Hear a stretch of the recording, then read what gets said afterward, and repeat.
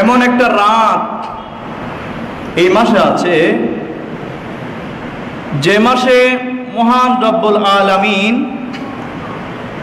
তাহার নূরানি তাজাল্লি দুনিয়ার আসমানে পেশ করেন। সুবহানাল্লাহ।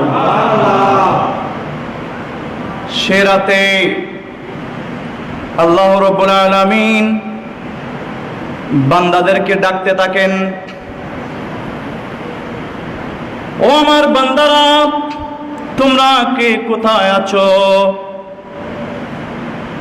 আমার আল্লাহ বলতে থাকেন, আলা মিন মুস্তাগফিরিন, তোমরা কেউ কি আছো আমি আল্লাহর কাছে মাফ চাচ্ছ, আমি আল্লাহর কাছে আজ রাতে ক্ষমা চাচ্ছ, আমি আল্লাহ ফাগফির লাহু, আমি আল্লাহ তোমার গুনাহ আজকের রাতে মাফ করে দেব। জোরে বলুন সুবহানাল্লাহ। সেই গুনাহ মাফের রাত, গুনাহ মার্জনার রাত এই মাসেই নিহিত, মাহে শাবানুল মুআজ্জমের এই মাসেই নিহিত। তো বেশি বেশি আল্লাহকে স্মরণ করবেন এবং ইস্তেগফার করবেন। ইস্তেগফারের কোনো বিকল্প